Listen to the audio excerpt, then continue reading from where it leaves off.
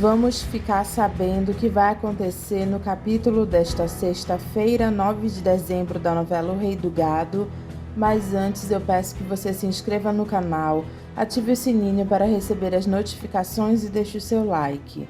Marcos liga para o senador Caxias e pergunta se é para ele trabalhar mesmo ou viver na flauta como ele. O senador diz: não, meu filho, é para viver na flauta como eu. Além do mais, você trabalhando comigo não vai trabalhar mais do que você trabalhava ajudando seu pai. Se você estiver interessado, me procure amanhã em Brasília, caso contrário, esqueça. O senador diz para os convidados dele que essa é a ideia que fazem deles. Que ideia, senhor senador? E ele diz que vivemos na flauta. Mais um minutinho, vamos voltar a discutir sobre o projeto de reforma agrária que nunca sai do papel. Eles dizem para deixar para outro dia porque eles têm um compromisso. O senador se aborrece e diz na cara deles que isso é o que ele fala de falta de vontade política. Luana está com o Bruno no avião e ele pergunta se ela não está com medo. Ela diz que não, mas está com frio na barriga. Ele diz que ela vai ter que se acostumar com essas coisas. Mas eu me acostumo. Eu estando com você do meu lado, eu não tenho medo de nada não. Bruno diz que ela também vai ter que aprender a falar direito. Luana pergunta se ele pode ensinar ela. Tudo o que você quiser, eu quero você comigo. Luana pergunta como fica a mulher dele. Não me fale da minha mulher. Mas e os seus filhos? Bruno diz nem dos filhos dele, porque ele vai viver uma vida nova com ela. Zé do Araguaia diz para a dona Ana que Bruno nem perguntou pelos bois dele, nem se estava tudo bem. Ana diz que Bruno só veio por causa de Luana.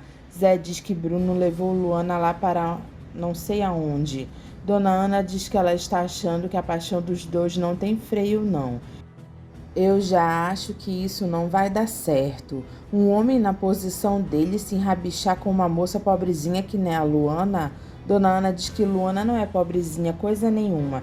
E você para de falar besteira, Zé. Ela é mulher e ficou mulher nos braços dele. E ele deve ter gostado muito disso. Zé diz que acha que isso tudo é fogo de palha. Eu não consigo nem imaginar, vai ser o fim dessa menina. Dona Ana diz que Luana não está preocupada e que ela, no lugar de Luana, iria fazer o melhor para viver esse amor que ela está vivendo. Zé diz que Bruno comprou uns vestidos para ela e empiriquitou a moça. E você viu como ela ficou bonita? Eu conheci uma mulher da vida aí que contava as mesmas histórias que ela. Dona Ana pergunta se era algumas das amiguinhas dele que ele andou. Oxe, dona Ana, eu tô aqui conversando para prosear com você. Oxe, eu vou lá pra ponta porque eu tô ficando sufocado. Quem não te conhece que te compre, Zé do Araguaia. O detetive que Bruno contratou sobe em outro prédio e aponta a câmera dele para o apartamento em que Ralph está com Léa e tira várias fotos dos dois. Léa diz para Ralph que a vontade dela era de ir com ele até o iate que os filhos dela compraram e sair por aí mundo afora. Ralph pergunta se ela está ficando maluca e ela diz que não. O detetive gosta das fotos que ele está tirando. Ele tira fotos dos dois se beijando. Léa diz para Ralph que o caminho deles está livre para ir para o iate. Ele diz está certo e ele acha que vai ser uma boa. O detetive tira foto de Ralph carregando Léa no colo e os dois se beijando. Ele fica olhando para os dois. Lia diz para as empregadas que ela vai viajar para o Guarujá sozinha e que ela vai ver o tal do iate que eles compraram e está lá abandonado. Quando Lia sai, Dimas diz para as empregadas que na hora deles aumentarem os salários deles é aquela choradeira. Lurdinha diz que a arroba do boi sobe e desce e eles continuam na mesma miséria. Dimas diz que Bruno só regula os salários deles. O que será que a dona Lia foi fazer sozinha lá no Guarujá? Um dos empregados de Bruno pergunta se Luana não é aquela moça que invadiu lá e que depois voltou quando eles foram embora para pedir pousada. Bruno diz que é ela mesmo. Então eu não estou entendendo. Bruno diz que ele não precisa entender. Pelo visto eu estou vendo que o patrão não perdeu tempo, mas já não está mais aqui quem falou. Você não me faça mau juízo dessa moça, porque ela é uma moça direita, fique sabendo disso. Direita e bonita, feito uma diaba, né? Bruno olha para ele sério e ele diz com todo respeito, né, patrão? Mas que mal lhe pergunte, o senhor vai dormir na fazenda aqui ou vai seguir viagem? Eu vou dormir aqui, então eu vou mandar arrumar um quarto para a moça. Bruno diz que não precisa porque Luana vai dormir com ele. Pelo visto, essa sem terrinha conseguiu se ajeitar na vida. Bruno diz que ele quer muito respeito com Luana.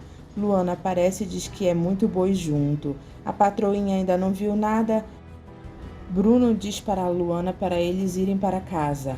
Eu tô vendo que o lobo perde o pelo, mas não perde o vício. Leia chega com Ralph no iate da família e diz para o rapaz que navega que Ralph é o primo dela e o advogado também. Ele diz prazer. Ralph diz que o prazer é dele. Está certo então, vamos dar umas voltinhas por aí? Claro, a senhora quem manda, inclusive os tanques estão cheios. Ela diz está ótimo. Leia e Ralph passeiam no iate. Enquanto isso, Lia está indo para São Paulo com Liliana justamente onde está o iate. Lia diz para Liliana que foi a maior fria ela ter arrumado esse filho com Marcos. Liliana diz que isso ela não precisa dizer para ela, mas a culpa foi sua, né? Camisinha existe para quê? Não é só para evitar a AIDS, não. Evita filho também, sabia? Ai, nem me fale. Que falta de juízo, meu Deus. Liliana diz que agora já aconteceu e ela vai ter que segurar essa barra. Lia diz que ela também não pode falar muito porque outro dia na fazenda do Araguaia ela conheceu um sujeitinho que... Liliana pergunta que o quê? Nada, Liliana, eu ia falar besteira. Ah, não, agora fala. Você conheceu o sujeitinho que... Lia diz que não é nada que vale a pena ser contado. Um sujeitinho chamado Pirilampo. Já imaginou? Liliana acha graça do nome Pirilampo e pergunta se Pirilampo não é vagalume. Lia diz que é isso mesmo, mas o nome dele verdadeiro é Aparício. Liliana pergunta para Lia o que foi que aconteceu entre ela e o Pirilampo. Lia diz, nada de grave, eu só me deitei com ele. Liliana pergunta se foi com ou sem camisinha. E tu acha que eu ia arrumar isso lá na fazenda do Araguaia? Ué, mas então... Lia manda ela nem esquentar a cabeça dela, porque ela não quer nem pensar nisso. Filho de um pirilampo era a última coisa que eu ia querer nessa vida. E vamos mudar de assunto. Pirilampo e Saracura chegam em São Paulo. Os dois cantam na rodoviária e todo mundo fica olhando eles. Saracura passa o chapéu para pegar o dinheiro do pessoal. Jeremias diz para a falsa Marieta que o pai dele morreu nos braços do avô de Bruno Mezenga. E quando eu descobri que o meu pai tinha plantado a medalha do meu irmão e o meu pai ficou maluco de lá para frente, nunca mais regulou da cabeça. O maledito Antônio Mezenga, pai do outro maledito Henrico Mezenga, veio contar que havia nascido filho da Giovana, que se chamava Bruno Berdinazzi Mezenga. Meu pai morreu contente da vida dele, porque o nosso irmão havia brotado, mas ele morreu... Marieta, sem falar o nome Mezenga, porque para o meu pai havia nascido um Berdinazzi, um Mezenga nunca.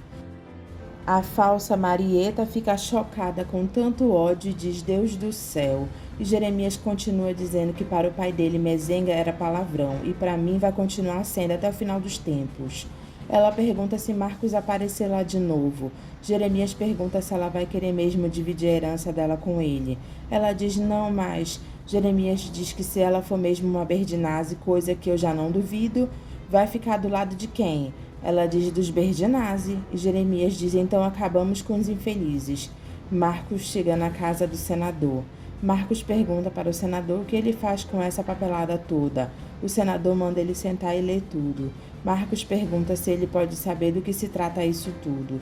O senador diz reforma agrária, um assunto que o seu pai abomina. Marcos fica pensando onde foi que ele se meteu. A falsa Marieta diz para Jeremias que ele não falou mais do tio dela, Bruno, que morreu na Itália. Jeremias pergunta por que ela pergunta tanto de Bruno. Ela diz nada, nada.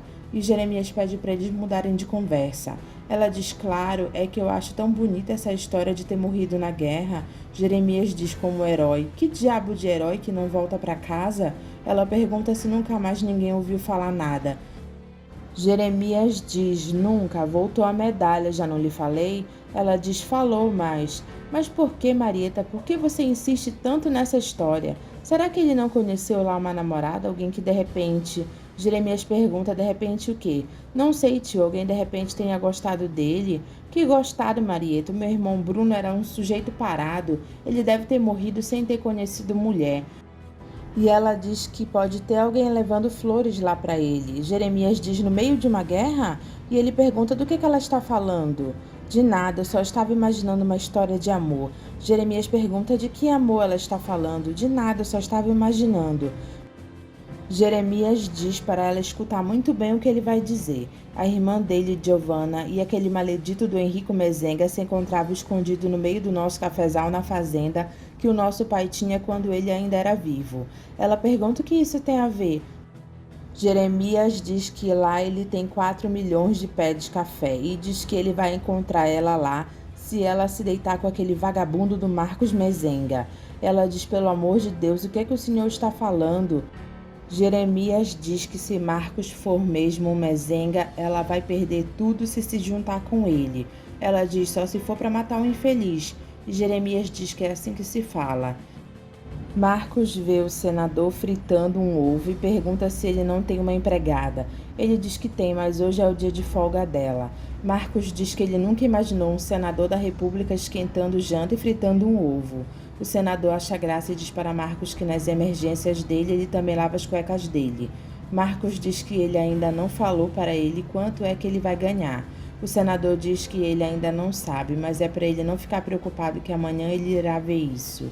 Marcos pergunta se é ele quem vai pagar ou é o governo. O senador diz que é o povo, porque tudo que o governo paga, quem paga é o povo que sustenta o governo. Marcos pergunta e quando se metem a mão no dinheiro do governo. O senador acha graça e diz que estão metendo a mão no bolso do povo. Mas o senador não faz isso, né? Ele pergunta por quê? E Marcos diz que ele não mete a mão no bolso do povo. E por que você chegou a essa conclusão? Marcos diz, porque a gente está comendo ovo frito. Então você deve estar me achando um imbecil. Marcos pergunta, por que ele está dizendo isso? Porque a minha mulher acha. Por ela, eu já deveria ter ganhado umas 500 vezes na loto, mas eu não tenho essa sorte. É por isso que o meu pai lhe tem tanto respeito. E eu devo muitos favores a seu pai. Ele sempre me ajudou muito, sem me pedir nada em troca. E isso é muito raro, sabe? Eu imagino, mas o senhor ajudou a tirar os 100 terras da fazenda dele. Eu ajudei nada, aquilo foi burrada de incompetentes que deram a fazenda do teu pai como improdutiva.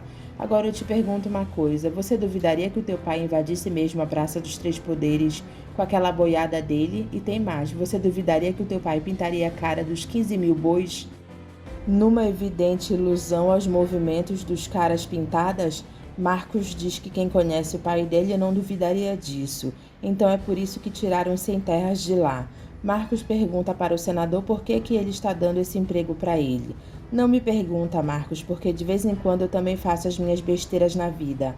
Marcos fica pensativo. Leia dispensa Geraldino para ela poder ficar sozinha com Ralph. Ele diz que se ela quiser, ele pode ficar para servir ela. E Léa diz que não, muito obrigada. Ele pode ir para a casa dele. Ele diz então boa noite e vai embora. Ralph diz para Léa que eles deveriam ter mais cuidado em ficar por lá. Ela diz para ele não se preocupar porque ela deu uma grana para o marinheiro e ele não vai abrir a boca. Fausto diz para Jeremias que ele acionou a polícia como ele mandou. Jeremias pergunta se tem alguma notícia do Olegário. Fausto diz não. Jeremias diz que ele quer falar com o delegado pessoalmente. Fausto diz que não ia adiantar nada porque as informações que ele poderia passar para o delegado ele passou e não adiantou nada. Jeremias diz que ele não se conforma. Fausto é cínico e ainda diz nem eu. Está muito esquisito essa história, não é? Jeremias diz que viajar ao Olegário não viajou. Como é que ele iria viajar sem dinheiro nenhum? Ele nem descontou o cheque dele. Fausto diz, pois é, não dá para entender. Alguma coisa de muito grave aconteceu com ele. É o que eu também estou começando a achar. Mas eu não acho que o patrão deva se sentir culpado por causa disso. Afinal, o senhor cumpriu com todas as suas obrigações quando o demitiu. Jeremias assume que ele fez a maior besteira da vida dele e ele foi ingrato com o Olegário. Depois que Judite e Jeremias saem, a falsa Marieta pergunta para Fausto o que está acontecendo. Não me chame de doutor, eu não aguento mais ficar longe de você, Marieta. Ela manda ele parar com isso. O que foi agora? O que está acontecendo com você? Ela diz que eles têm que conversar. Ele pergunta sobre o quê? Ela diz colocar um ponto final nisso. O que aconteceu entre a gente é passado. Ele pergunta como assim? Eu não quero mais nada com você. Lia e Liliana chegam onde está o iate e Lia diz que está tudo aceso.